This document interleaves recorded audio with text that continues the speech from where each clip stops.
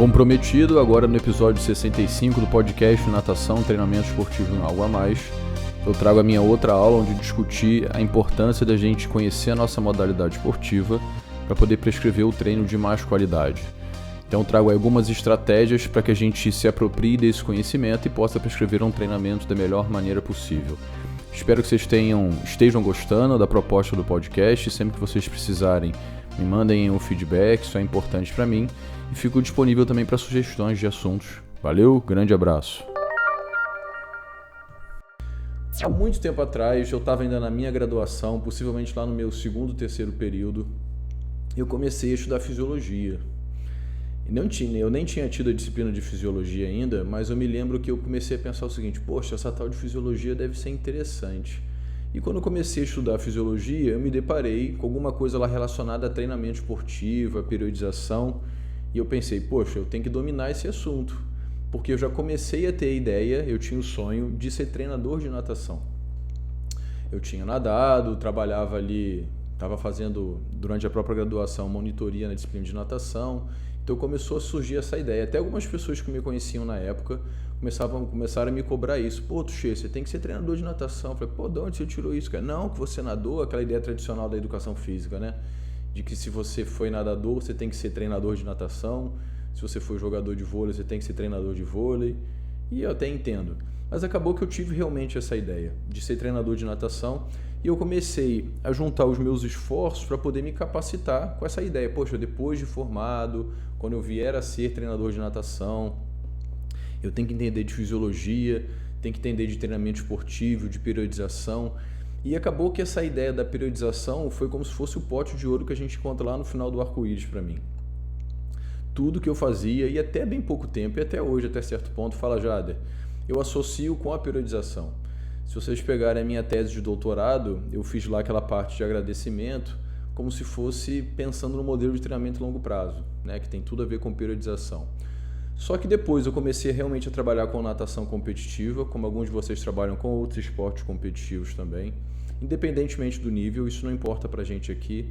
E comecei a perceber o seguinte, bacana, a periodização ela é realmente importante. A periodização é esse esqueleto que a gente tem, só que eu tenho que ter conhecimento para poder preencher esse esqueleto. Então comecei a perceber que a fisiologia era importante, mas não era só isso. Comecei a perceber que a biomecânica era importante, que a fisiologia, que a didática, que a pedagogia, que diversas outras áreas da educação física são importantes para a gente preencher esse esqueleto lá da periodização do treinamento esportivo. Então, como se estivesse associando ao nosso corpo, né? Como se nós tivéssemos o nosso corpo, só que a gente precisa preencher com a carne, com a gordura, com os vasos, para realmente ter um corpo. Não adianta só ter o esqueleto. Então, eu tinha essa preocupação. E é um pouco disso que eu vou trazer para vocês aqui. No nosso último encontro, que a gente falou sobre a necessidade de a gente conhecer o nosso atleta, a gente falou que a gente tem que conhecer o atleta para poder prescrever um treino melhor. Tudo bem, mas o que é prescrever treino? Prescrever treino é a gente entender, em termos de periodização, que cada fase da periodização tem alguns objetivos que deveriam ser alcançados. Objetivos físicos, objetivos motores, cognitivos, emocionais, táticos. Isso vai depender de esporte para esporte. Eu estou falando de uma maneira geral e seria bacana que vocês tentassem levar esse conhecimento para a área de vocês. Então eu vou prescrever um treinamento, eu vou montar uma periodização com a intenção de gerar adaptações que a gente vai chamar de adaptações que são positivas, e esse conjunto de adaptações positivas, como eu disse, fisiológicas, motoras, biomecânicas, cognitivas, emocionais, elas serão manifestadas na competição. Só que quando a gente prescreve o treinamento, eu falei para vocês que a gente tem que conhecer o atleta, só que conhecer só o atleta não é o suficiente. A gente também precisa conhecer da nossa modalidade esportiva. Então, no final da apresentação, vou mostrar para vocês um tripé onde a gente tem que conhecer o atleta, a modalidade esportiva, e a gente tem que saber de periodização do treinamento esportivo. Isso tudo a gente tem que misturar para a gente poder conseguir tomar decisões melhores e prescrever o treino com mais qualidade. Então, essa é a ideia. A gente também precisa conhecer a nossa modalidade esportiva, porque a característica do atleta vai ditar para a gente o contexto no qual o treinamento tem que ser feito. Fala, Marcos. Mas se eu não conheço a minha modalidade esportiva, não sei quais são as exigências da modalidade esportiva, o que o atleta tem que manifestar na competição, possivelmente a minha prescrição de treino vai ser errada. Então, treinamento não é correr por correr, agora independentemente de ser atleta, né? Não é correr por correr, não é pedalar por pedalar, não é jogar por jogar, arremessar. Por que está arremessando? Por que está fazendo esse tipo de atividade, não está fazendo outra? Isso tudo tem que ter um porquê. Então, a ideia é que eu mostre para vocês um conjunto de estratégias que vocês possam utilizar para poder conhecer melhor a modalidade esportiva de vocês. E mais uma vez, isso associado à característica dos atletas que a gente falou no nosso último encontro, mas que eu vou recordar aqui com vocês também. Fiquem à vontade para o momento que vocês quiserem me parar, fazer perguntas, pode ficar à vontade. Eu estou com a tela aqui também do Google Meet aberta, vocês podem escrever, pode levantar a mãozinha, o que for melhor para vocês. Então, nosso bate-papo aqui está dividido em 3 momentos. Eu vou recordar brevemente o que a gente falou no último encontro sobre a importância da gente conhecer quem é o nosso atleta e que estratégias que a gente pode utilizar para conhecer melhor o nosso atleta. Depois a gente fala aí sobre a modalidade esportiva, que é o coração da nossa apresentação de hoje, onde eu falo sobre como a gente pode detectar quais são as exigências da modalidade e o mais importante também, como eu disse para vocês, que tipo de competição que o meu atleta participa e como é que é esse sistema de competição. Porque essa modalidade ela ganha corpo dentro de um processo de competição. Vamos imaginar o seguinte, eu me lembro que eu participei dos jogos escolares com competições de natação, mas vou dar exemplo de um outro esporte. Na natação, a gente não tinha as eliminatórias nas cidades, porque não era muito tradicional, a gente ia direto para a final no Rio. Mas os jogos escolares, onde você treinava os alunos, né? De futsal, de basquete, de handebol, você tinha como se fosse um tipo de eliminatória na própria cidade, depois tinha um tipo de eliminatória na região e a equipe campeã dos jogos regionais iam lá para a competição final na cidade do Rio de Janeiro. Então essa era uma realidade, por exemplo, o pessoal do futebol. A natação não, a gente ia direto para o Rio. Então percebam que são sistemas de competição diferentes e você tem que saber como é que é esse sistema de competição para que o treinamento seja adequado também a esse sistema de competição. Se os seus atletas vão competir 2 vezes num dia, se é uma só, qual é a duração dessa competição, se é de uma semana, se é um mês, se são 2 dias, se tem eliminatórias na parte da manhã, finais na parte da tarde, a gente precisa saber disso tudo. E no finalzinho, um resumão aí com aplicações práticas de como a gente pode colocar isso no nosso dia a dia. Então vamos lá, nosso primeiro tópico é discutir quem é o nosso atleta. Parece que é uma pergunta fácil, mas eu tenho certeza que na maioria das vezes quem é o nosso atleta fica mais ou menos assim. Fica embaçado para a gente não tem bem claro quem é o nosso atleta. Se a gente não sabe quem é o atleta, quais são as suas necessidades, seus pontos fortes e fracos, como é que a gente vai prescrever treino para ele? Vamos pensar numa pessoa que faça só musculação. Por mais simples que seja só o treinamento de força, porque quando eu falo em treinamento esportivo, o nosso atleta vai treinar condições aeróbicas, anaeróbicas, de força, vai ter que fazer atividade de salto junto com atividade de coordenação, é muito mais complexo do que só treinamento de força. Mas vamos pensar uma pessoa que você treine, que você é personal, e essa pessoa ele tem, sei lá, cerca de 50, 60 anos, e ela vai para a academia para poder fazer treinamento de força com você. Se você não sabe quem é essa pessoa, como é que você vai prescrever treino para ela? E quando a gente fala de competições, quando a gente fala de rendimento esportivo, é ainda pior. Por quê? Porque tudo isso que você treinou vai ser manifestado num momento específico, é o momento da competição. Se aquilo que você fez não for bem feito, vai ficar evidente que o atleta não melhorou de desempenho. Pode ser até que ele piore. É lógico que esse processo de melhorar, de piorar, ele é complexo e faz parte da vida de um atleta, mas só para a gente poder comparar. Se eu treino alguma pessoa que não participa de nenhum tipo de competição, onde a preocupação dela é muito mais de composição corporal, de estética, eu tenho uma realidade. Se eu treino alguém, mesmo que seja um atleta amador, que, sei lá, 2 vezes no ano ele vai fazer a meia maratona do Rio, vai viajar para Chicago para fazer a maratona de Chicago, isso é uma realidade diferente. Porque esse atleta, independentemente do nível que ele quer tentar melhorar. Então ele começa a ter noção do ritmo que ele corre, como é que ele vai ter que correr quando a gente estiver correndo em subida, em descida, como é que ele vai correr no início de uma maratona, como é que ele vai correr no final. Ele precisa fazer o evento dele ciente disso tudo. A gente não pode só falar assim, vai lá e corre. Isso é muito pouco. Vamos pegar esse exemplo aqui, ó. Então eu tenho 4 nadadores. Vocês podem pensar nos atletas de vocês, nos alunos de vocês. Me parece, vamos supor, que esses 2 mais da extremidade são atletas mais novos. Legal? E os dois atletas, os nadadores que estão no meio, são atletas mais velhos. Vamos supor que eles 4 vão aí nadar 1.500 metros em águas abertas. Legal. Só que eu tenho 2 jovens e 2 adultos. Vamos supor que eles não tenham tempo de experiências diferentes. Então a tendência é que os adultos tenham um tempo de experiência maior. Né? Começaram a nadar desde cedo, têm um tempo de experiência maior. E os 2 jovens estão nas extremidades, eles estão começando. Vamos supor que o da esquerda aí, de touca verde, ele tem 13 anos e o de touca rosa tem 16.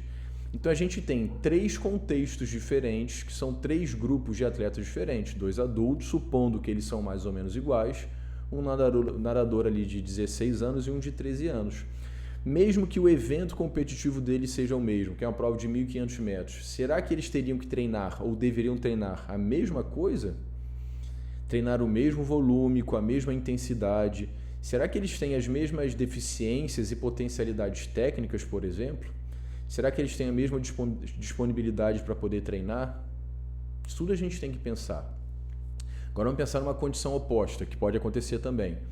Os 2 atletas que estão na ponta, que são os mais novos, na verdade eles têm um desempenho muito melhor do que os 2 adultos que estão no centro. Vamos supor que esses 2 que estão do lado direito é pai e filho, os 2 do lado esquerdo pai e filho também. Então os pais que estão no meio nunca fizeram aula de natação, de repente se empolgaram com o desempenho dos filhos, que são atletas, participam de natação competitiva, e os filhos, para poder estimular os pais, começaram a participar de eventos em águas abertas. E esses 2 pais que estão no centro, que são os adultos, contrataram vocês para poder prescrever treino para eles. Então, apesar deles serem adultos, sei lá, começaram a nadar com 20 e tantos anos, com 30 e poucos anos, o que eles têm que fazer? Eles vão nadar mais ou menos do que os jovens. Então, são coisas que a gente tem que tomar decisão. Uma das perguntas que eu mais recebo quando eu ministro curso relacionado a treinamento esportivo é essa daí, né? O que o meu atleta ele deveria treinar? Por que a gente quer a resposta para essa pergunta? Porque é a partir disso que eu vou ter uma ideia do que eu tenho que prescrever de treinamento. Mas é uma pergunta até certo ponto ingênua, porque parece que é uma resposta única, e ela é difícil de responder.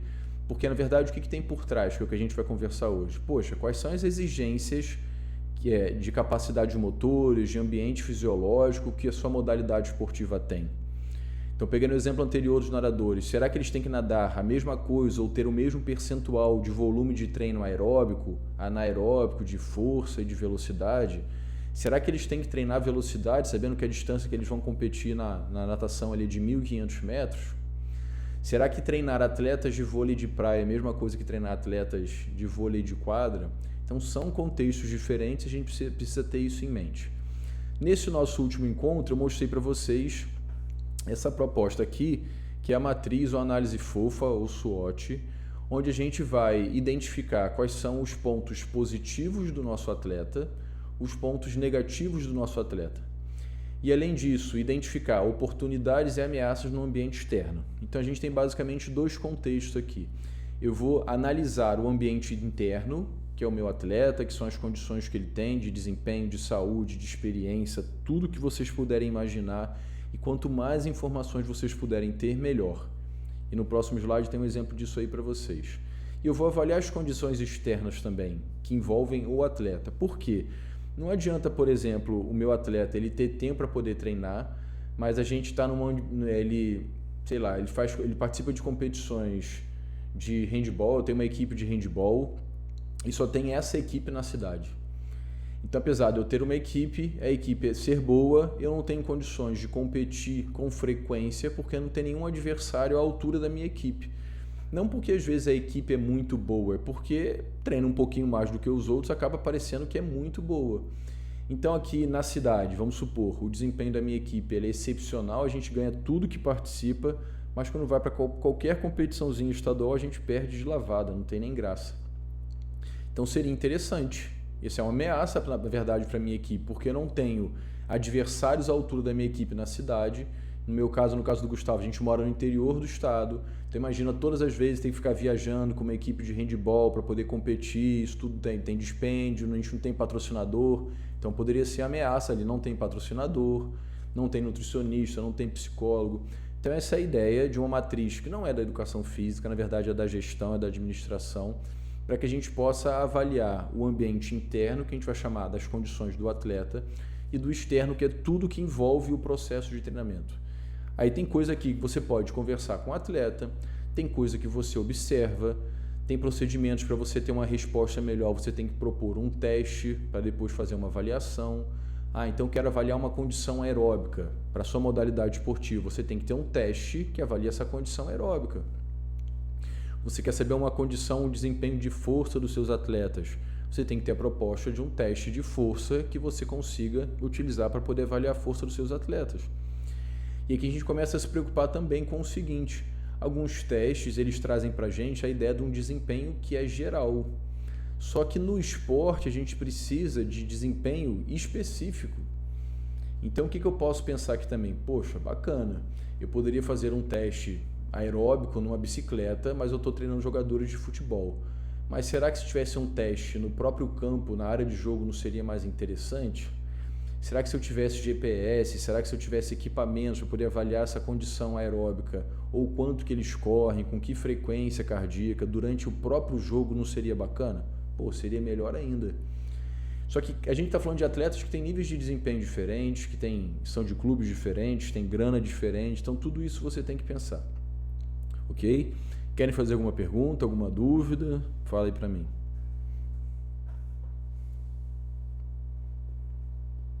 Tá tranquilo até aqui? Sim. Beleza, Jader. Qualquer coisa interrompe aí, pessoal.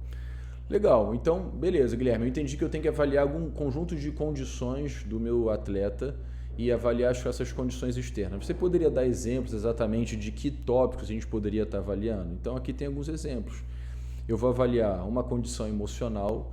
Essa condição emocional pode ser no treinamento, pode ser de relacionamento com outros atletas. Vamos supor que a gente esteja falando de um esporte coletivo, esse relacionamento entre os atletas ele é extremamente importante.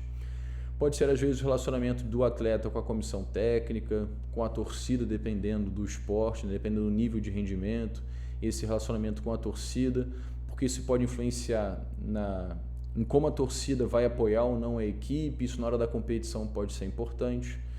Tem atleta que é leão de treino, mas na competição a gente brinca que é um gatinho, então será que na hora da competição ele está tendo algum problema mais de cunho emocional que prejudica o desempenho? Isso também é muito comum.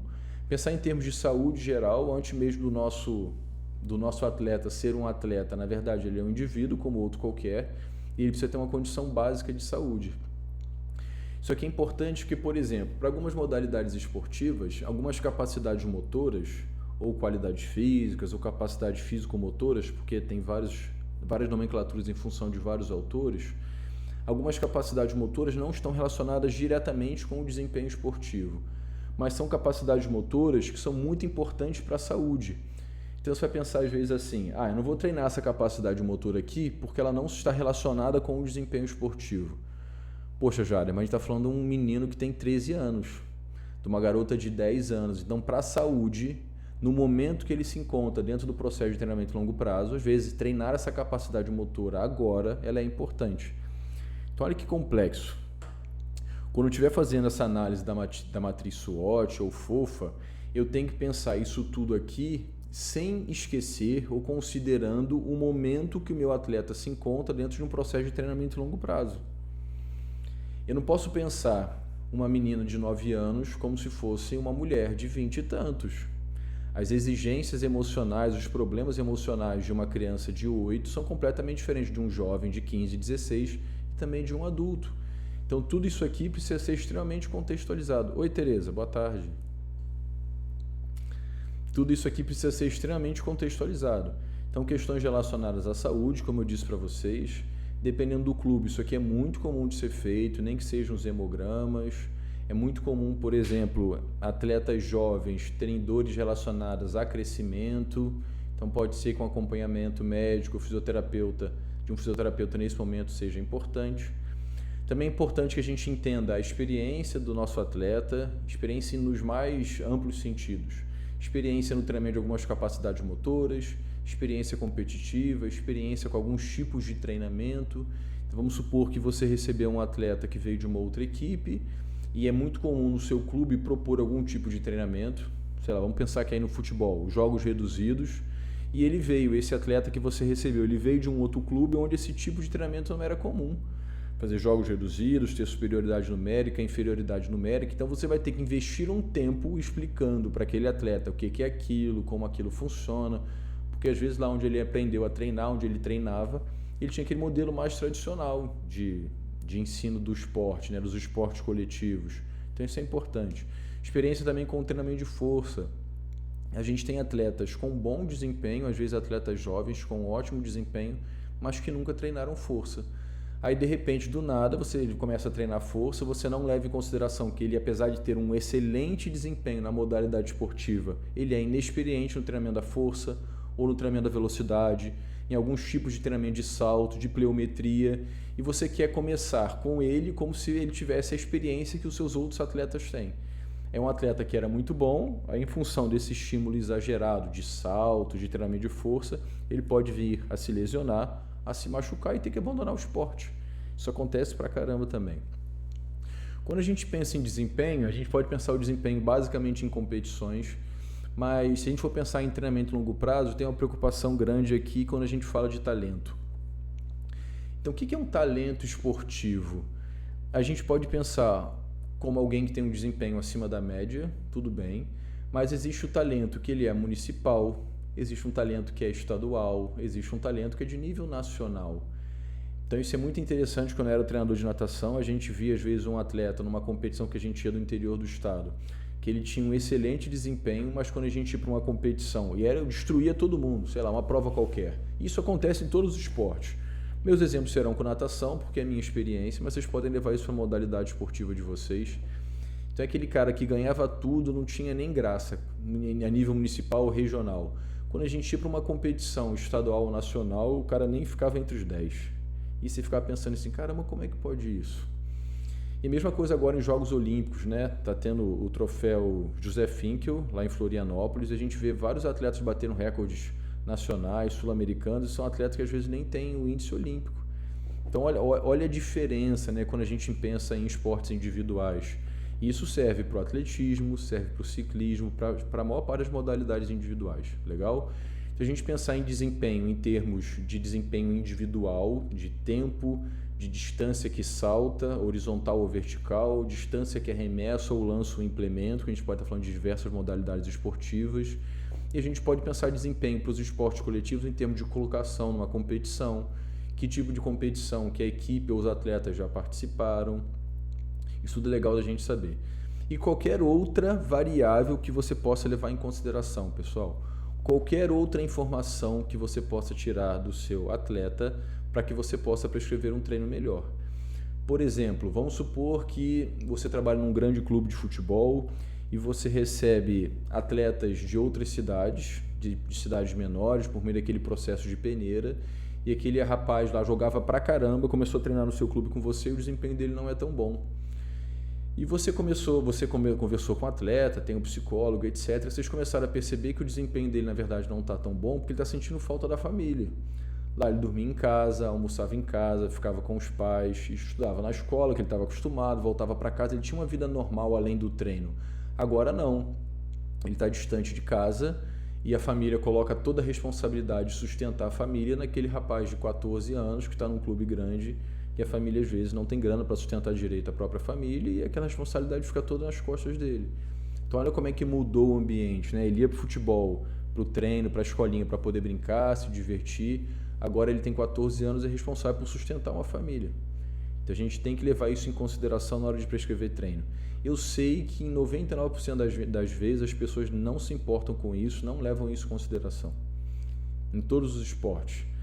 Eu, apesar de ser da natação, já tive contato aí com treinadores do judô, do atletismo, da ginástica, em alguns eventos que eu participei, em alguns cursos que eu fiz. Então eu sei que essa realidade ela é muito comum. Então não importa, pessoal, o esporte que a gente esteja falando. A gente tem diversas modalidades esportivas, cada modalidade com a sua característica. Você tem que conhecer quem é o seu atleta a partir das necessidades da modalidade esportiva que ele treina, que ele pretende competir.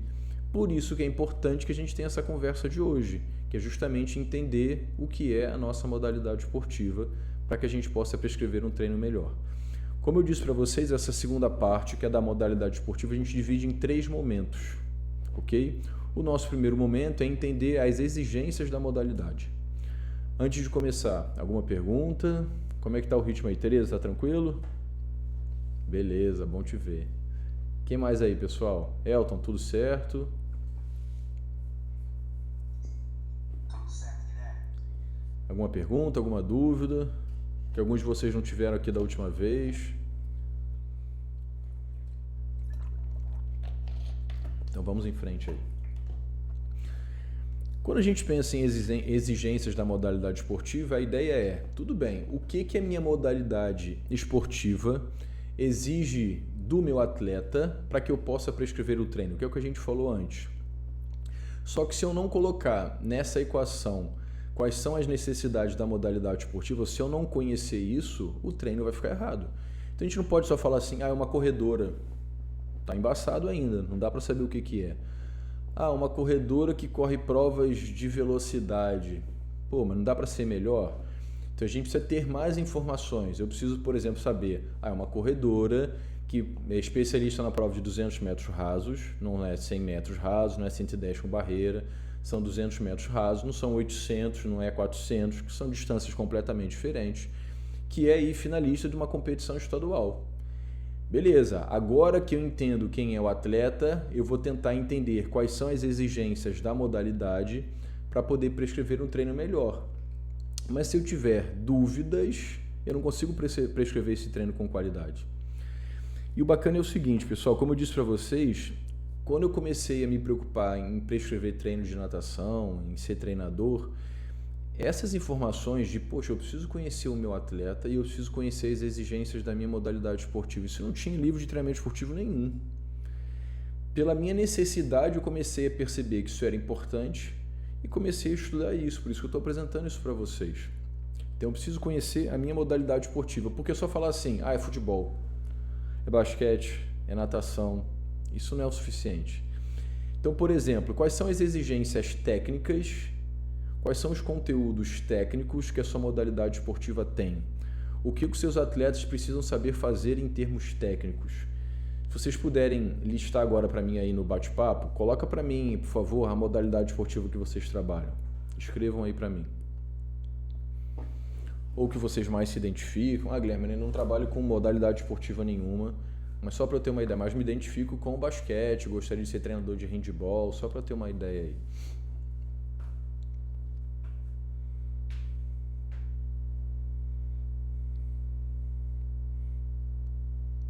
Tereza, natação, eu já sabia. Beleza. Corrida, futebol e luta, 3, bacana. Mountain bike. Poxa. Natação e esgrima, beleza, já te vi trabalhando com esgrima. Aham. Marcelo, falta o Marcelo aí. Elton, você é de qual cidade? Sou de Brejetuba, no Espírito Santo. Pô, bacana. Bacana. Corrida e karatê. Legal, Gustavo. Então, olha só, pessoal, que complexidade. Deixa eu voltar aqui alguns slides. Olha só. Aqui. Olha só que dificuldade que a gente tem. Se a gente for prescrever o treino sem conhecer o atleta, sem conhecer a modalidade, a gente não prescreve treino direito. Então, o Elton aí no caso do mountain bike, pô, é só pedalar? Ele tem certeza que não. E outra coisa importante, mesmo que você não seja excelente atleta de mountain bike, seja só um praticante, você vai entender que, beleza, tem algumas exigências aqui que eu preciso conhecer para poder prescrever um treino melhor. A dificuldade que alguns esportes têm é até de achar isso na literatura. Porque os esportes mais tradicionais, você vai lá, pega um livro, você vai ver, poxa, para esse esporte aqui você precisa treinar isso, isso e isso.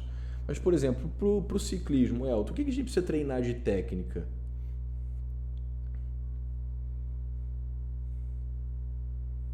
Vou falar aqui, ver se faz sentido. A maioria das pessoas entendem que o movimento do pedal é só de empurrar. Mas, na verdade, a gente tem que empurrar e tem que puxar. Então, esse poderia ser um fundamento técnico do mountain bike. A gente precisa entender que o pedal deveria ser realmente cíclico, deveria ser um movimento circular. Então, os atletas ou os iniciantes têm uma tendência de só empurrar, só fazer extensão de joelho. Mas, na verdade, ele tem que empurrar o pedal e puxar o pedal. Faz sentido?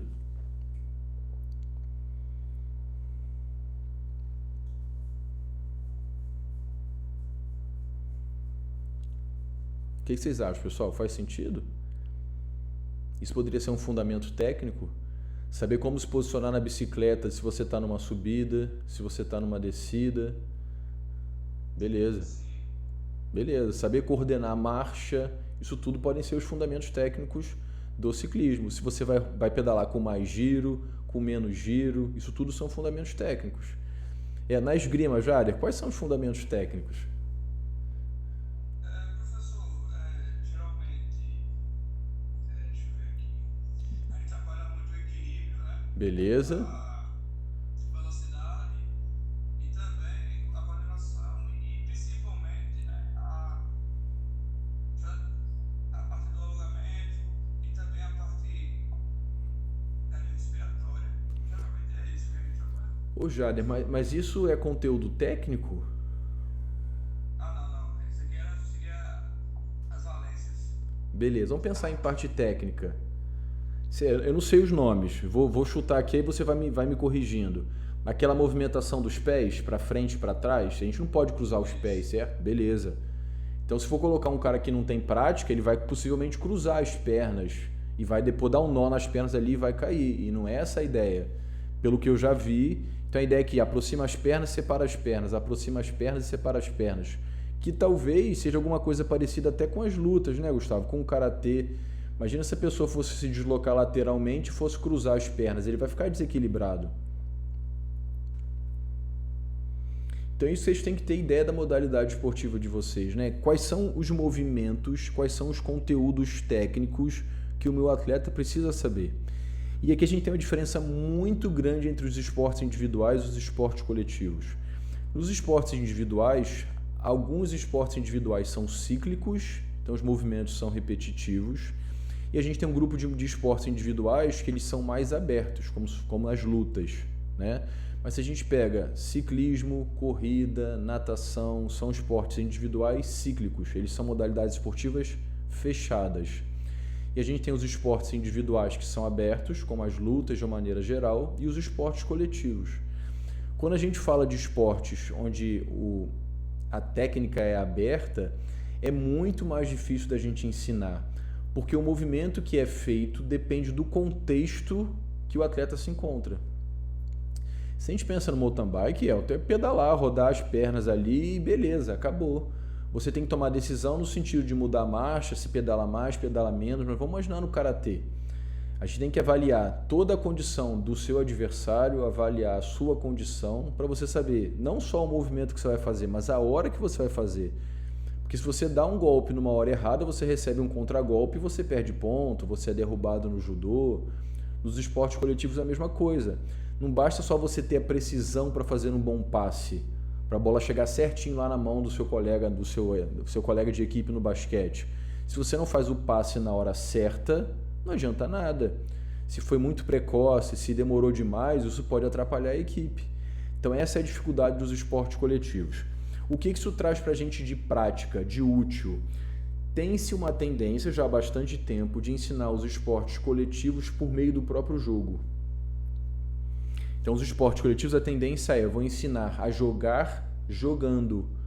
Então, a gente ensina a parte tática, a parte técnica e dependendo de como você organiza, até a parte física ao mesmo tempo. Nos esportes individuais, a tendência é que não seja assim. Mesmo para as lutas, a gente vê no judô, o atleta vai fazer 1000 vezes o mesmo golpe, como se o adversário não pudesse fazer nada. Então, ele treina 1000 vezes o mesmo golpe, o adversário está ali só para poder ser alguém, para poder cair, mas está se desconsiderando o contexto da luta. Por quê? Porque bem ou mal é o movimento que ele vai fazer. Vamos pensar no handball. Quantos tipos de arremesso ao gol tem? Na literatura a gente tem os nomes, mas cada tipo de arremesso ele não é sempre feito da mesma maneira, porque depende de como o adversário está se posicionando, de como está o goleiro, de se ele está equilibrado, se ele está desequilibrado. Na natação não, a braçada é sempre braçada. Para a gente é fácil, Tereza, que vai ser sempre a mesma coisa. Para o esporte coletivo ele é muito mais complexo. Então, beleza, qual seria a ideia aqui? Eu tenho que saber tudo aquilo que o meu atleta precisa saber fazer em termos de movimento. E eu trago aqui alguns exemplos. Trouxe um exemplo da natação e do basquete. Então, para a natação, o que o nadador tem que saber fazer independentemente da idade? Tem que saber fazer pernada, tem que saber fazer abraçada, coordenação braço e perna, respiração, coordenação braço e perna, respiração e o nado completo. Eu poderia colocar aqui conteúdos de saída, conteúdos de virada. Gustavo vai ter que pensar lá, poxa, para o karatê, quais são os conteúdos de ensino que o meu atleta precisa saber fazer? Isso depende da faixa, assim como acontece no judô. Bacana. Então, para aquela faixa, quais são os movimentos que ele tem que saber fazer? Como se fosse um nível de aprendizagem. Para aquela outra faixa, quais são os movimentos que ele tem que saber fazer? E você tem que ensinar, então, aquilo que ele tem que aprender naquele nível. Para o basquete, deixa eu mudar aqui. Então, lá, controle do corpo, controle de bola, drible, passe, finta, bloqueio. Esses são os movimentos gerais. Isso também tem que ser aprendido em situações de ataque, em situações de defesa, em situações de contra-ataque, em situações de superioridade numérica, em situações de inferioridade numérica. Tudo isso são conteúdos de ensino pro basquete. E a gente poderia ficar aqui o dia inteiro falando sobre conteúdos de ensino para as diversas modalidades esportivas. Eu estou surpreso aí, porque são modalidades não tão conhecidas, né? O esgrima, mountain bike e karatê não é comum da gente ver nos cursos. Geralmente é natação, futebol, às vezes vai basquete, handebol, tem geralmente muito vôlei. Então vocês precisam ter isso em mente. E por que isso é difícil para alguns esportes? Como eu disse, porque isso não tem na literatura. Eu não sei se tem Elton, livro de mountain bike, sei lá, talvez tenha de ciclismo, de estrada, não mountain bike, onde a gente conheça os conteúdos de ensino, quais são os fundamentos técnicos que o nosso atleta precisa fazer. Se isso não tem... Fala aí, desculpa. Tem bastante, no ciclismo de estrada tem bastante artigo, bastante coisa. O mountain bike é mais difícil de a gente encontrar alguma coisa na literatura. Isso aí. E mesmo para o estrada deve ter muito mais em artigo do que livro, né? Muito mais artigo. Livro, eu ainda não encontrei, né? Eu falo que eu também eu gosto de pesquisar sobre livros e não me é comum, tá bom? A mesma coisa para corrida. Se a gente for pegar algum livro de corrida, são livros de corrida de uma maneira geral, pensando em provas mais de fundo. Livros que tem de corrida pensando em velocistas, em meio-fundistas, barreira, acho que só tem um livro do Fernandes, que ele tem um livro só sobre corrida, um de salto e um de lançamento e arremesso. Então imagina se você trabalha lá com lançamento de dardo, Tereza, como é que você vai treinar um cara? Por isso que acaba se tendo aquela exigência de assim, eu só vou ser treinador de lançamento de dardo se eu tivesse sido atleta, porque aí você tem experiência com o esporte, porque isso não tem na literatura. Mas a partir do momento que isso tem na literatura, a gente tem que estudar. Tem que estudar. Você não precisa saber fazer aquilo, você precisa dar treino, são coisas completamente diferentes. Ok, então a ideia seria que vocês fizessem isso para o esporte de vocês. Vocês vão pegar a modalidade esportiva de vocês e vão listar lá no caderninho de vocês, no computador, poxa, o que eu tenho que ensinar de movimento para esse meu atleta? O que ele precisa saber fazer? Vamos pensar aqui de maneira bem básica em 3 níveis de desempenho, iniciantes, intermediários e avançados. O que o iniciante precisa saber fazer em termos de técnica, o que o intermediário, o que um avançado precisa saber fazer. Por que isso, Gustavo? Deixa eu voltar aqui para poder mostrar para a natação. Para a natação, por exemplo, o iniciante precisa saber fazer isso aqui, pernada, braçada, coordenação braço e perna, de maneira isolada. Bacana. Para o intermediário, eu não estou mais preocupado que ele faça pernada e braçada, ele já aprendeu isso. Isso deveria ser fácil para ele. Estou preocupado que ele tenha bom padrão de coordenação, braço e perna e respiração e que ele faça o nado completo com qualidade. Se eu pensar em alguém que é avançado, não faz sentido nenhum eu estar preocupado com pernada, com braçada, eu quero que ele faça o nado completo com qualidade. Então, dependendo do nível do atleta, os conteúdos de ensino passam a ser diferentes, os conteúdos de treinamento passam a ser diferentes. Então, perceba que eu estou fazendo o link com o que a gente falou anteriormente. A gente está falando sobre a importância de conhecer a modalidade esportiva, mas essa necessidade de conhecimento depende de quem é o meu atleta. Está claro para vocês, pessoal? Então, o pessoal aí que tem modalidades não tão tradicionais, correr atrás disso. Manda, Jada. Queria falar, Jada? Não, professor. Tranquilo, é que parece que seu microfone abriu. Beleza, então. Vamos pensar aqui, por exemplo, uma prova de revezamento no atletismo, o 4x100. E aí? Do que adianta cada um desses atletas saber correr com técnica de velocidade, que é diferente de um corredor de fundo, se na hora de passar o bastão eles passam errado? Ah, não, mas são todos velocistas. Tudo bem, mas dentro da prova de revezamento a gente tem um momento específico onde os atletas têm que passar o bastão. Mais para frente a gente vai falar, por exemplo, sobre as necessidades cognitivas do esporte. Nas provas de revezamento no atletismo existe uma área específica da pista onde o bastão tem que ser passado. Se o atleta não sabe isso, se o treinador não sabe isso, como é que vai dar certo? Não vai dar certo, vai dar errado. Olha como é que o calcanhar desse corredor que está na frente está bem próximo do quadril dele. Então, uma técnica de corrida que é completamente diferente, os velocistas, se a gente for comparar com os fundistas. Legal? Então, a proposta é, para a minha modalidade esportiva, para a modalidade que eu sou treinador, que eu tenho a intenção de ser treinador, eu tenho que procurar na literatura, tenho que conversar com treinadores esportivos, tenho que olhar alguém treinando e perceber o que esse pessoal precisa saber fazer.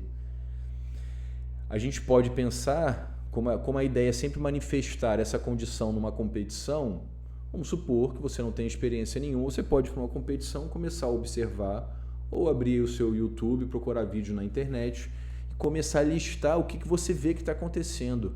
Ah, numa prova de revezamento, dessa aí de 4 por 100.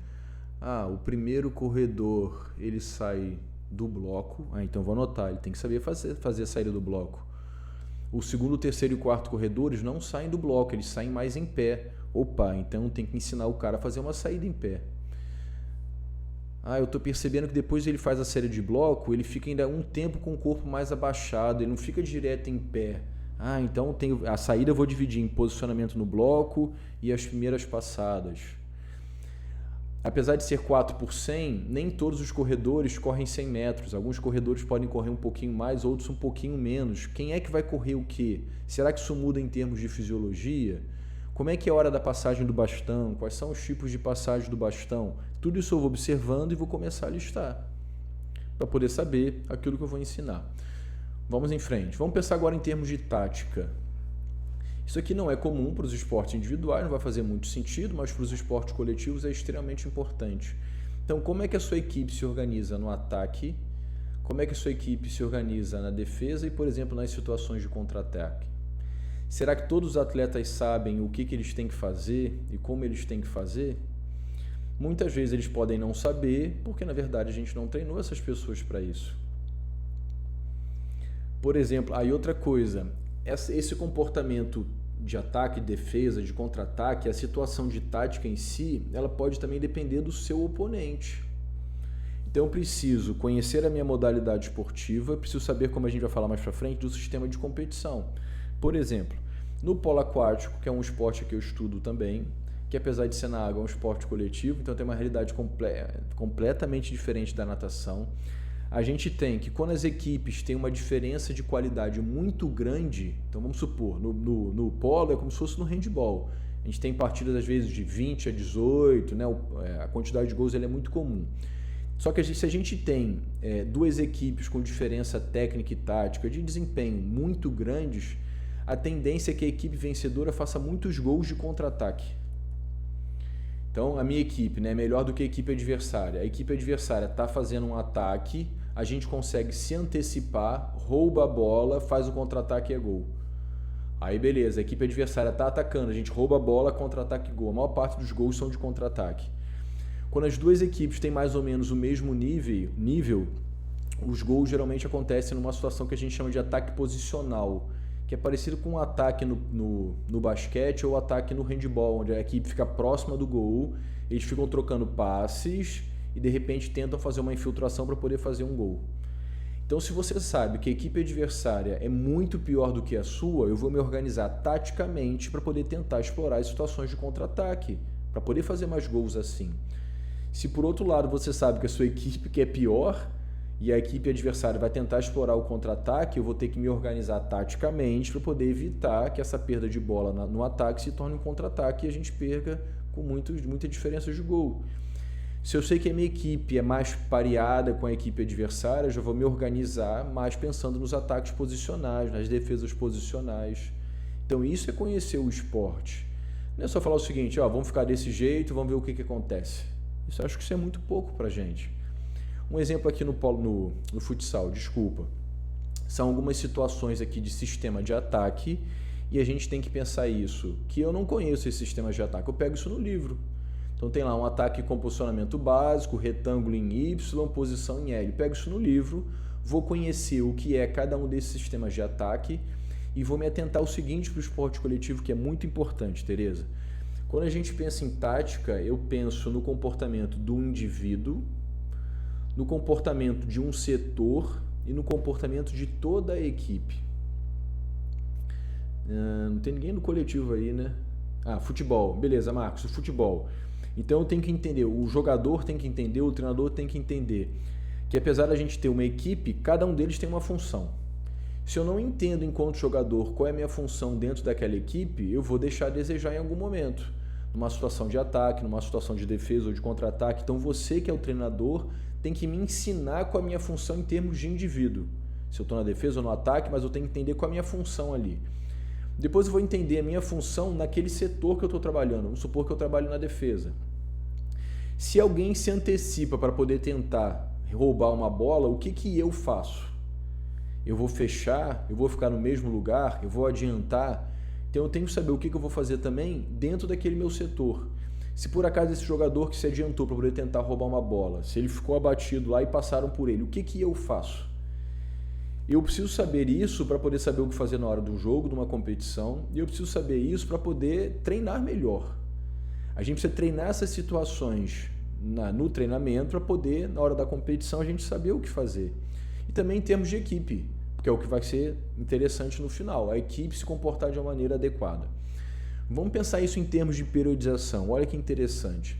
Apesar da maior parte dos modelos de periodização serem muito mais focados nos esportes individuais do que nos esportes coletivos, a gente pode fazer a seguinte associação. Na fase de preparação geral, eu vou estar muito mais preocupado com uma tática individual. Numa parte da fase de preparação específica, eu vou estar mais preocupado com o comportamento tático dos setores. Lado direito do campo, lado esquerdo, defesa, meio campo, ataque, as transições. Quando eu penso no final da fase de preparação específica e já na fase de preparação, na fase de competição, eu estou mais preocupado com o comportamento tático da minha equipe. Então percebam que a gente passou do indivíduo para o setor para a equipe, porque na competição o que vale é a equipe, não é o indivíduo. Mas para a equipe funcionar bem, cada um dos jogadores, cada um dos atletas precisa saber qual é a sua função.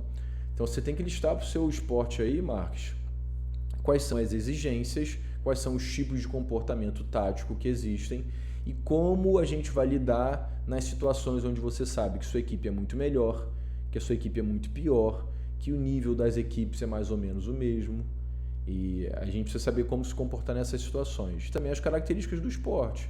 Para alguns esportes a quantidade de pontos ou de gols é muito frequente, para outros esportes nem tanto.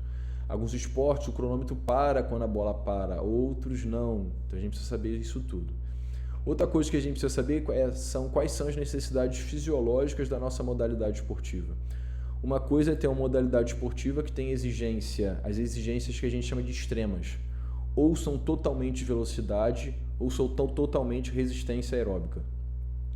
Mas a gente tem um conjunto de modalidades esportivas que precisam de um comportamento misto desses dois extremos, de velocidade pura ou de condição aeróbica pura.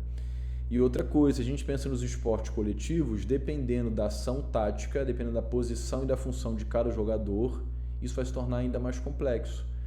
Porque quando a gente pensa no esporte individual, beleza, a prova de 100 metros lá raso no atletismo, a prova dura menos de 10 segundos. Beleza, já entendi. Entendi qual é o sistema fisiológico, entendi qual é a necessidade de frequência e comprimento de passada. Beleza, tá fácil.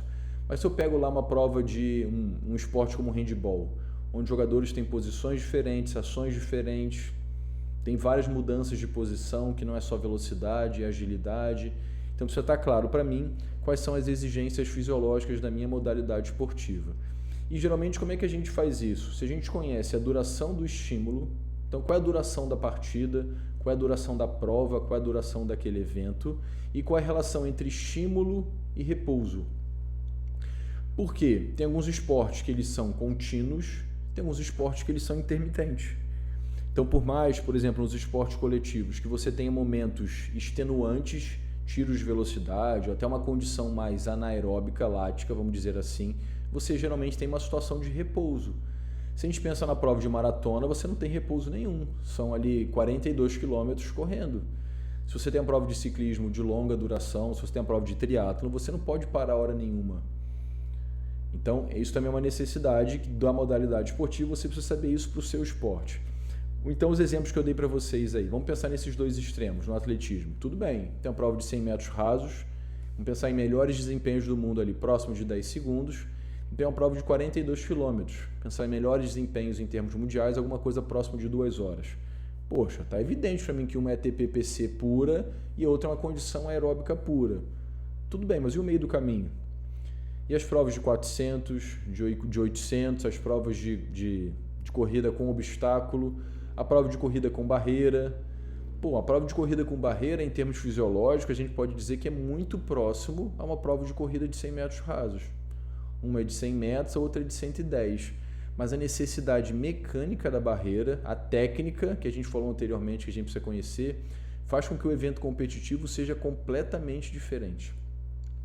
Tanto é que é muito mais comum ter um especialista em 100 e 200 metros rasos do que ter um especialista em 100 e 110 com barreira. A distância é praticamente a mesma, mas a existência da barreira faz com que a necessidade técnica seja completamente diferente e nem sempre, ou a maioria das vezes, o especialista nos 100 metros rasos não é especialista em 110 com barreira. Ele é especialista na distância, no dobro da distância, que são os 200, mas não é especialista numa prova que tem barreira só por causa da barreira.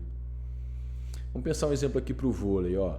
Então, o vôlei a gente sabe que a gente tem é um esporte onde a gente tem ação e pausa o tempo inteiro, mas a gente sabe também que nem todos os jogadores estão envolvidos em todas as ações. Então, o jogo está acontecendo, vamos dizer assim, para o lado direito da quadra. Os jogadores se posicionam, quem está próximo da rede pode estar cortando, pode estar bloqueando, estão mais envolvidos na ação. Ações curtas e ações potentes. Por isso que o ATP-CP ele é importante. E o restante está se posicionando, está olhando, mas não está fazendo nada muito intenso. Houve a ação de ataque, houve a situação de defesa, a bola caiu. É como se o jogo parasse. Os atletas conseguem se recuperar e continuam a partida.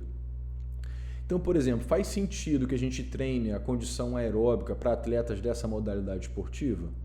Em princípio, não, porque isso não é importante para eles. Mas vamos lembrar daquilo que a gente falou em relação ao nosso atleta. A gente está falando de um atleta iniciante ou de um atleta de nível avançado? Se eu estiver falando de um atleta adulto, avançado, com certeza treinar uma condição aeróbica não faz sentido algum, é perda de tempo para o treinamento. Mas se eu estiver pensando em um atleta iniciante, Jader, isso não seria interessante para a saúde? Em termos de informação do indivíduo, que pode ser um atleta adulto ou não, pode ser que ele pare o esporte depois ou vá para um outro esporte qualquer. Será que ele tem um bom sistema aeróbico desenvolvido não é importante para a saúde? Faz sentido que sim. Então, até em termos de argumento, né, se alguém tivesse de questionar, poxa, mas as competições de vôlei são provas curtas, eventos curtos, ações curtas.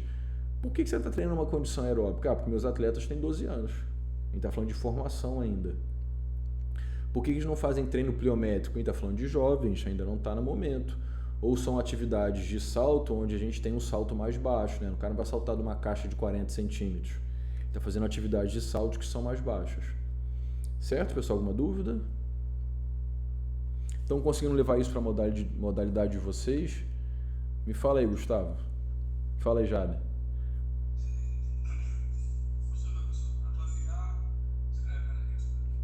Isso aí. Eu vou trazer mais dúvidas do que certeza. O que você acha, Gustavo? Tá tranquilo?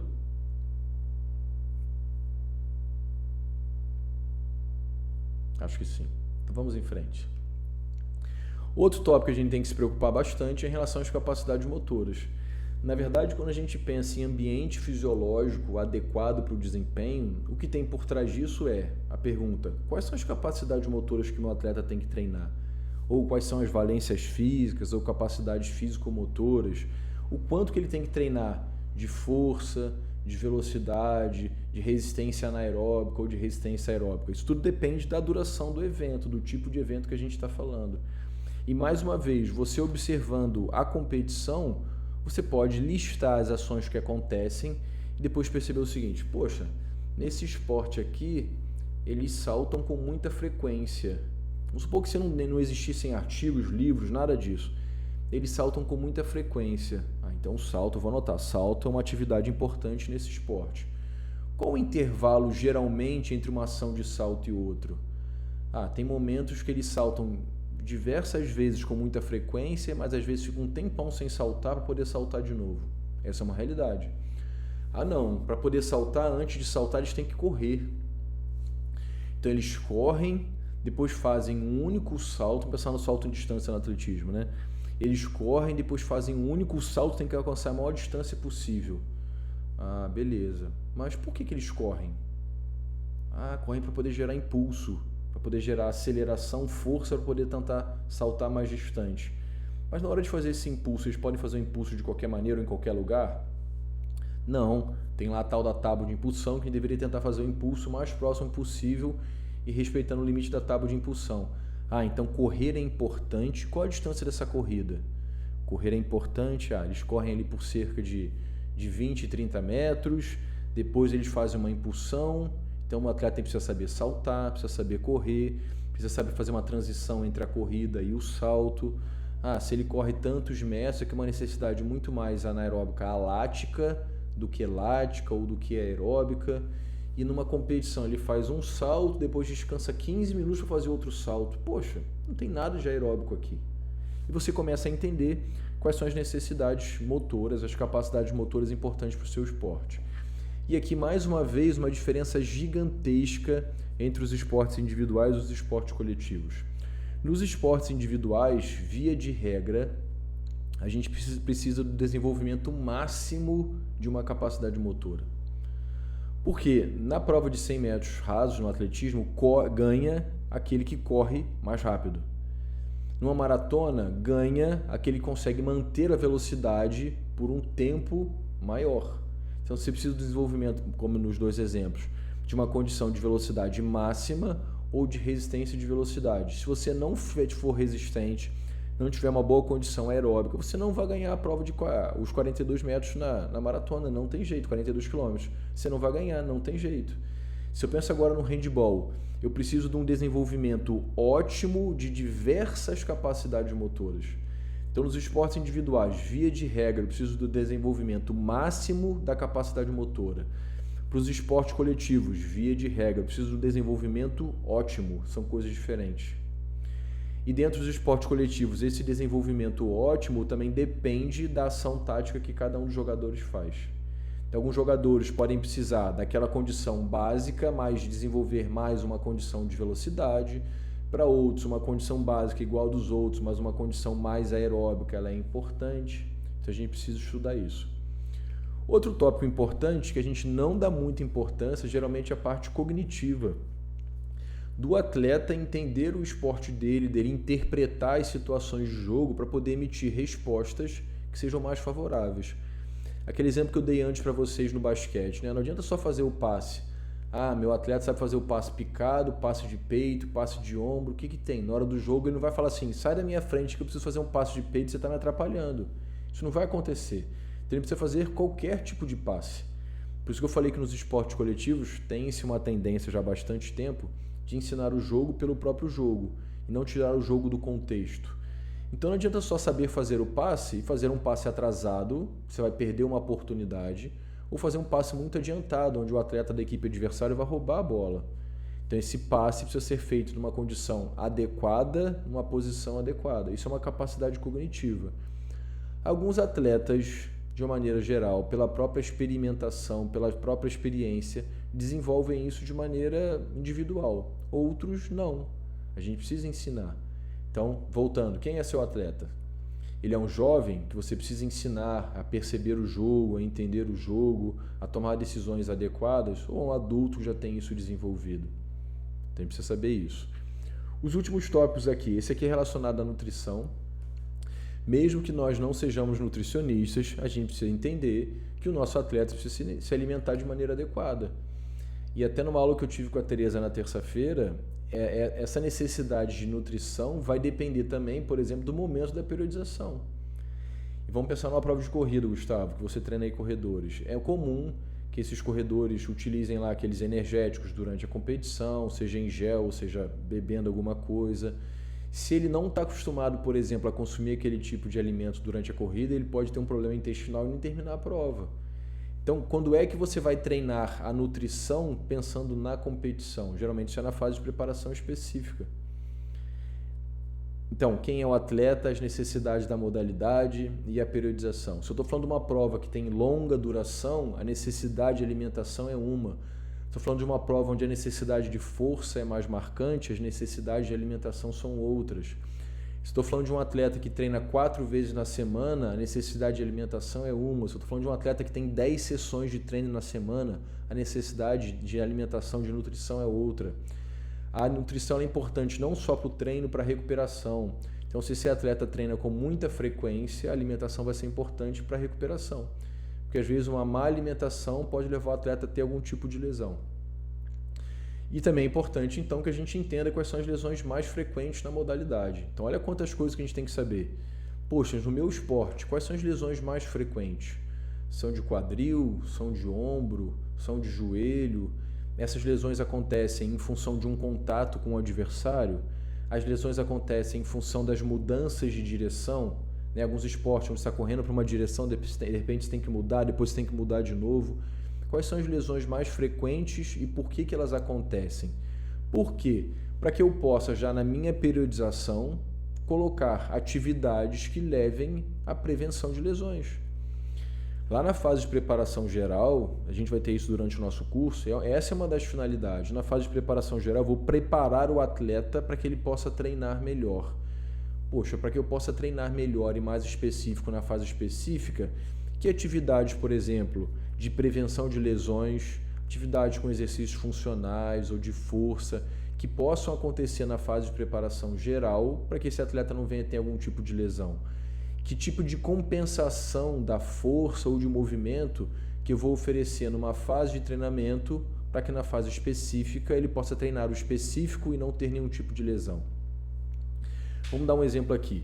É muito comum em atividades que envolvam corrida explosiva, atividades explosivas, nos esportes coletivos ou nas provas de corrida nos esportes individuais, que essa diferença de força na musculatura anterior e posterior da coxa levem a quadros de lesão.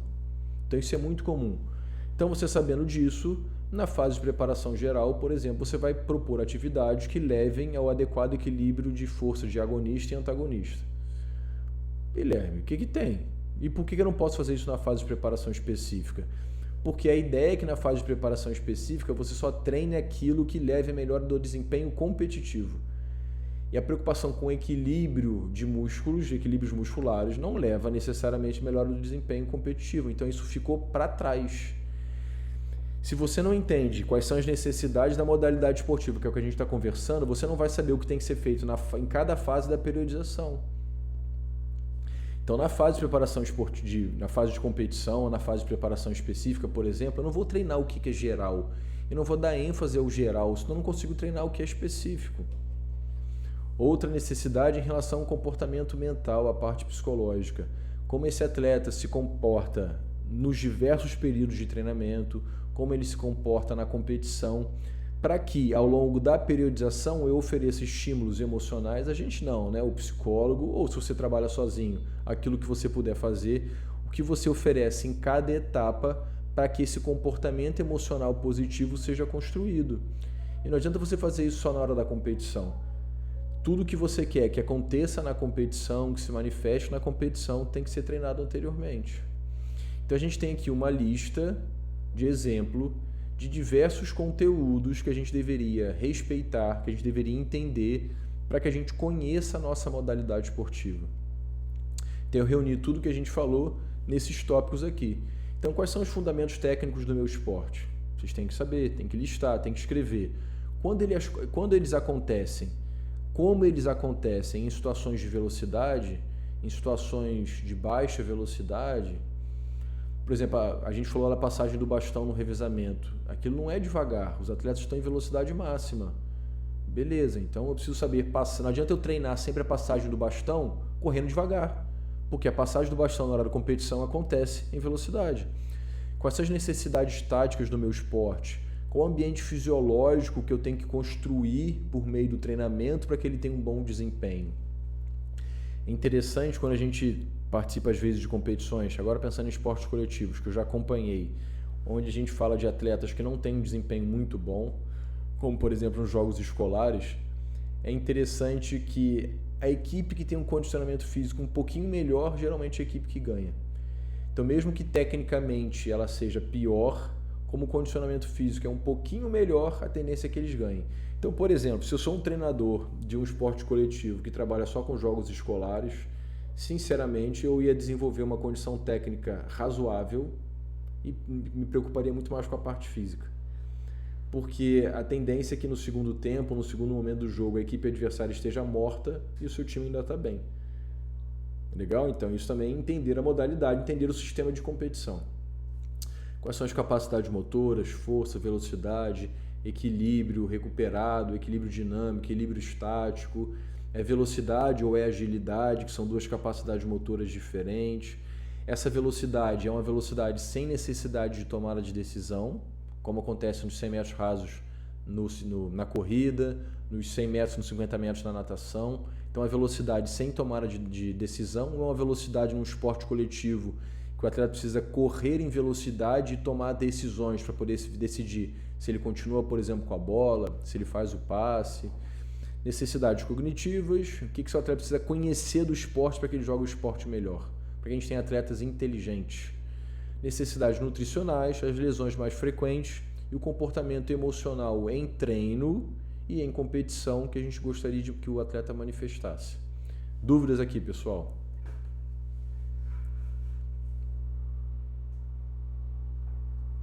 Manda ver, Marcos. Professor, do seu ponto de vista, os atletas aqui no Brasil entendem o lado da preparação física dentro da sala de musculação? Você acha que eles vivenciam menos a parte de dentro da sala de musculação e mais a parte de técnica dentro, tipo, por exemplo, futebol está mais dentro de campo do que dentro da sala de musculação? Ou o nadador está mais dentro da piscina ou da Tá. musculação? Eu já tive muito contato com o futebol porque eu fiz um curso de gestão esportiva e a gente visitou vários clubes de futebol. Eu acho que o treinamento de força já se entende que ele é muito importante em todos os esportes. Só que eu acho que isso vai variar em relação à idade e à fase do treinamento. Porque o treinamento de força na sala de musculação ele é geral, ele não é específico. Uma preparação, tipo, quer melhorar a explosão. Aí ele tem que passar pela fase de base, de força, para depois ter força rápida, força explosiva. Isso aí. Tem um autor chamado Bompa, não sei se você deve conhecer, ele tem um livrinho azul que fala sobre periodização e treinamento da força. Ele tem uma proposta que eu gosto bastante, porque ele traz essa ideia. Primeiro você desenvolve uma força máxima, que é ótima para cada esporte, não é o cara virar fisiculturista, não tem nada a ver. Se desenvolve uma força máxima, depois essa força se transfere ou se transforma numa potência para você manifestar no esporte. Mas qual é o problema, Marcos? Essa força que a gente ganha na sala de musculação, não necessariamente ela se transfere para o esporte, porque o movimento ele é diferente. Então esse é o desafio de todos os esportes, ganhar força fora da modalidade e depois conseguir transferir isso para a modalidade. Mas essa é a linha de raciocínio. E para todos os esportes. Então o que eu poderia pensar em treinamento mais específico? Você trabalha com futebol. Preparação física, mas dentro da sala de funcional, musculação. Aí seriam basicamente atividades de salto, para cima, para frente, são atividades de potência que a gente vai conseguir fazer numa sala de musculação, num funcional. Se a gente fosse pensar no atletismo, uma força mais específica seria puxar trenó ou empurrar um trenó, seria algo mais específico. E o puxar acho que ainda seria mais interessante para o cara poder usar os braços, né, para não ficar com o braço ocupado. Então isso seria mais específico. E outra coisa muito importante, não adianta você colocar uma sobrecarga muito grande para esse cara puxar, porque senão ele não vai desenvolver uma potência, né? Vai ficar mais lento. E isso aí. Eu vejo que na natação também eles falam no esporte aquático, que a questão da força, tipo, por exemplo, você vai bater a mão dentro da água, você vai ter que desenvolver uma força, tipo empuxo, né? Uma força diferente, aí você tem que desenvolver isso também para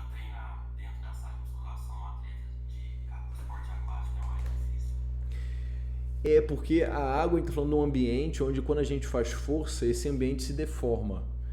Se eu estiver pensando em arremessar o peso, em lançar um dardo, o ambiente, o implemento, né, o peso, o dardo ou o disco, ele não se deforma.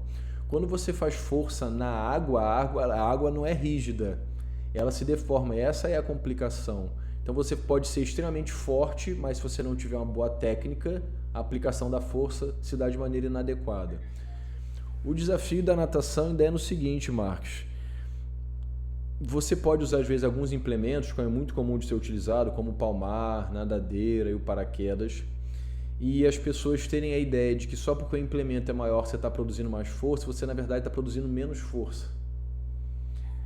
Porque a maneira de produzir força na água depende da velocidade do movimento. Se você aumenta muito o implemento, diminui a velocidade de execução do movimento, você está fazendo menos força. Fora da água não. Fora da água não. Você botou mais anilha, você está te exigindo mais força. Você está puxando mais peso, está te exigindo mais força. Na natação não. Você botou mais peso, mas está fazendo menos força. Porque o movimento está devagar. Que isso? Algo mais, pessoal? Tranquilo? Então vamos lá. Tá acabando já, tá bom, Tereza? Então vamos pensar agora aqui, deixa eu mudar. Então falamos aí sobre a ideia geral da gente, deixa eu voltar, para a gente conhecer as necessidades do esporte. Só que todas essas necessidades, elas vão se manifestar dentro de um ambiente de competição. Então é importante que a gente entenda também o ambiente de competição. Na verdade, o pensamento tinha que ser o oposto, né? Como eu disse para vocês, vou para uma competição, estou lá sentado, observando, vejo o que está acontecendo, estou anotando. Eu fazia isso muito com meus atletas de natação.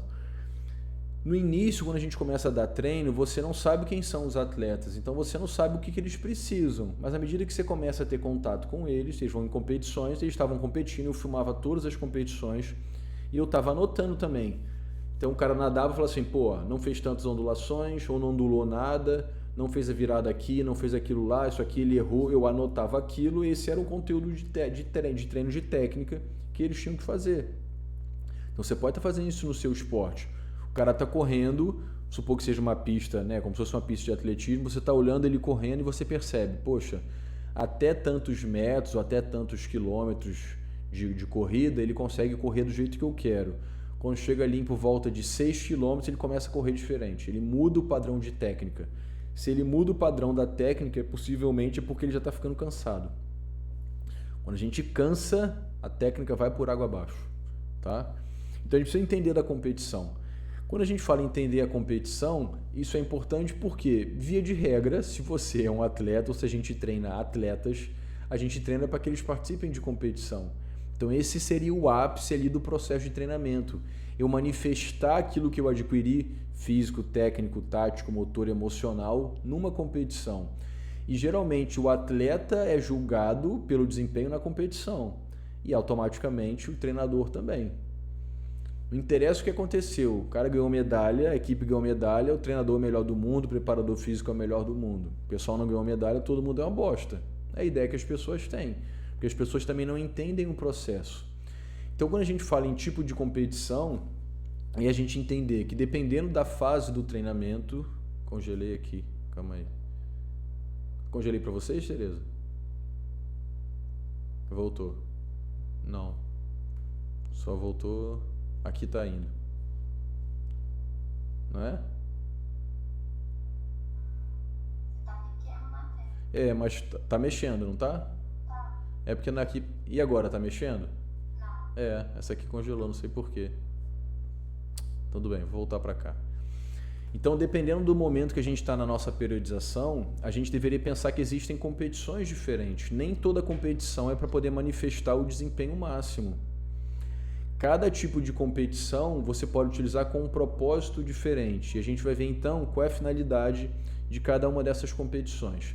A competição preparatória, como o próprio nome diz, ela pode ser utilizada como se fosse um processo de treinamento. O que eu brincava com os meus atletas? A gente ia numa competição às vezes, eles falavam assim, poxa, tu cheio, a gente está cansado, a gente não descansou para poder competir. Isso aqui é um treino de luxo. Imagina que a gente está lá no nosso clube treinando, a gente veio aqui para poder fazer um treino de luxo.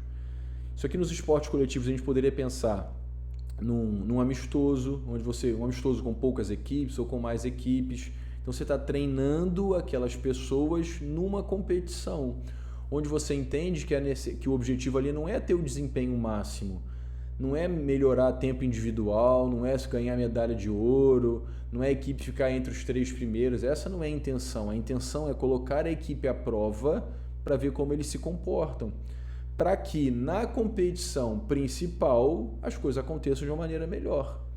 Você pode até selecionar propositalmente equipes com pior desempenho, por exemplo, para dar moral para a sua equipe, só que isso depende da quantidade de equipes que tem próximas de você. Então isso é bacana. Então esse seria o tipo de competição que a gente chama de competição preparatória. A competição de controle seria como se fosse um tipo de teste, um tipo de avaliação. Aqui, diferente da competição preparatória, eu já entendo que a equipe consegue ter um desempenho melhor. Treinei minha equipe, eu treinei os meus atletas individualmente, a gente vai para uma competição que o objetivo não é o desempenho máximo, mas é um desempenho ótimo, porque eles estão sendo testados para isso. Seria como se fosse um test drive, mais uma vez, para na hora da competição as coisas acontecerem da melhor maneira possível. Se você não conseguir fazer isso às vezes por meio de uma competição oficial, você pode fazer isso por meio de competições não oficiais, convidar algumas equipes, convidar outros clubes, outras agremiações para poder fazer algum tipo de competição. Então, competição que a gente falou de preparação ou preparatória, competição de controle. Competição de modelação. Vamos supor que o seu esporte ele vai exigir 4 dias de competição, um esporte coletivo, e você já tem lá o calendário da competição, você sabe que nos 3 primeiros dias você vai jogar 2 vezes, e se você for para a final, você vai jogar no último dia uma vez só. Beleza. Para que esse ritmo de competição, de competir diversas vezes num dia, não seja surpresa para a sua equipe, algumas semanas anteriores você vai fazer um tipo de competição de modelação. Você vai repetir a mesma dinâmica da competição oficial ou da competição principal numa situação que é de treinamento. Então até agora a intenção não é o desempenho máximo, a intenção é eu estou treinando por meio de uma competição. Estou com um desempenho um pouquinho melhor, vamos ver o que acontece se fosse uma situação de competição. Vamos colocar um adversário real, vamos colocar a necessidade emocional real, vamos criar o estresse real. Essa seria a intenção. Deixa eu ver se voltou aqui. Quando a gente pensa numa competição de seleção, isso aqui pode acontecer tanto... Deixa eu ver se eu consigo corrigir. Calma aí.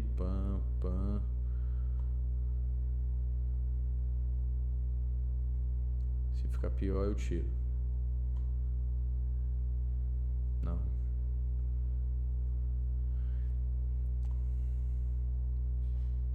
Vai sumir e vai voltar.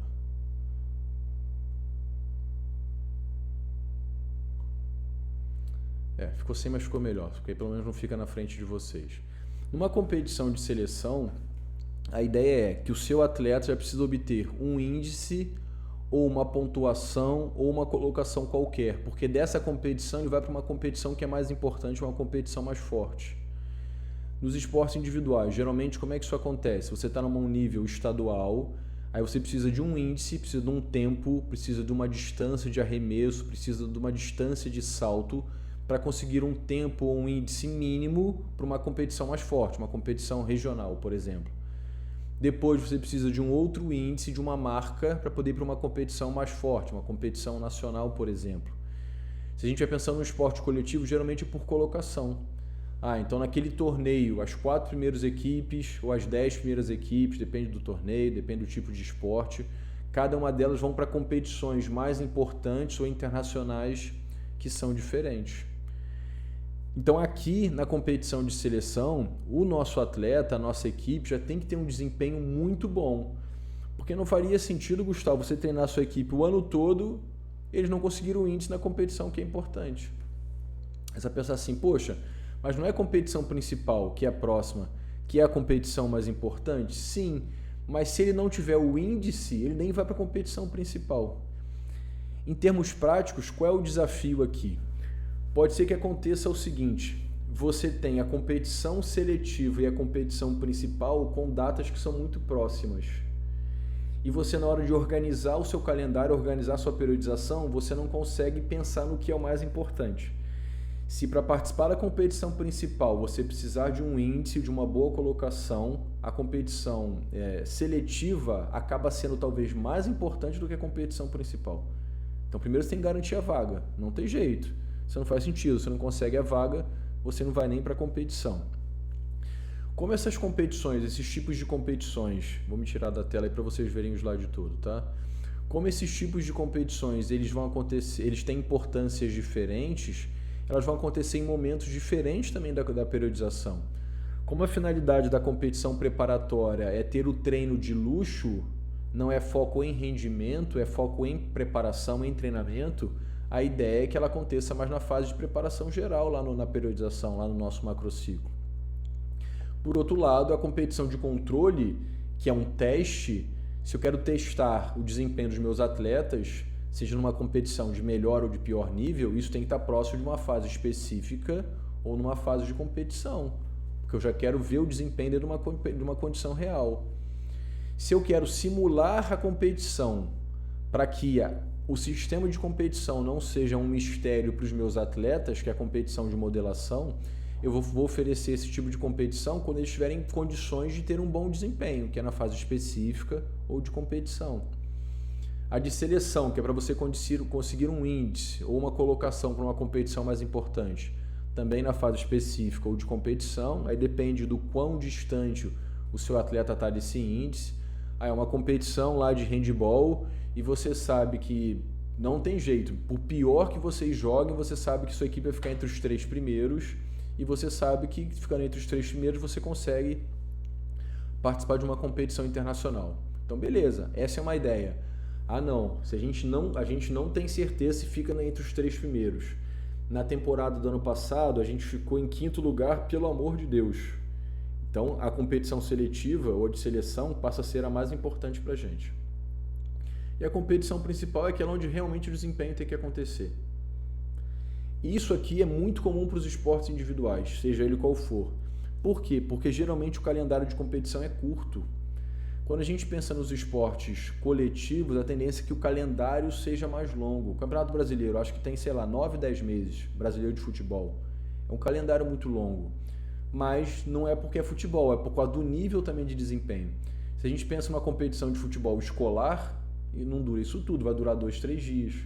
Como eu disse para vocês, tem as eliminatórias na cidade, depois na região, para depois ir para a competição, para a fase principal. E ali, às vezes, eles duram 1 ou 2 dias de competição. Então, são sistemas de competições diferentes. Então, percebam, pessoal, como é que isso tudo é muito complexo para o treinador. Isso tudo é muito difícil, coordenar isso tudo é muito difícil, mas depois que você entende a manha, isso vai fazer com que o seu treinamento alcance aí um outro nível, um outro patamar. E agora, então, a gente vai falar da outra parte, que é em relação ao sistema de competição. Tudo bem, eu já entendi que existem competições diferentes, cada competição dessa vai acontecer num momento diferente da minha periodização. Se eu quiser ter um treino de luxo, eu vou utilizar uma competição de preparação. Se eu quiser testar os meus atletas, é uma competição de controle. Se eu precisar de um índice, é de uma seletiva ou de uma seleção. E a competição principal é a competição onde tem que ter rendimento. Tudo bem, mas qual é todo o outro contexto onde essas competições acontecem? Eu vou me tirar da tela aí para não atrapalhar vocês.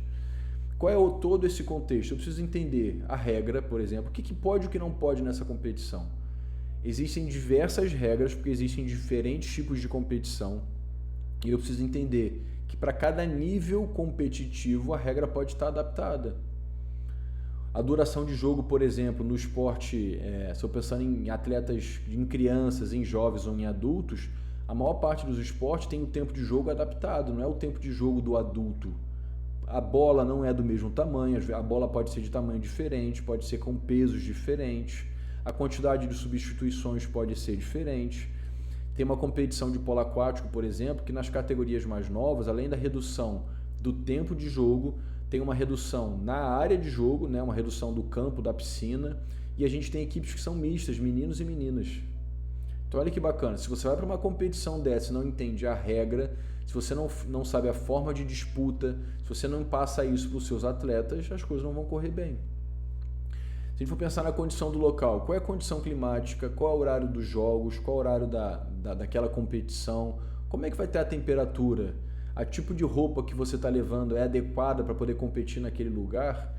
Existem muitos maratonistas brasileiros que vão competir às vezes fora do Brasil e se deparam com condições climáticas completamente diferentes.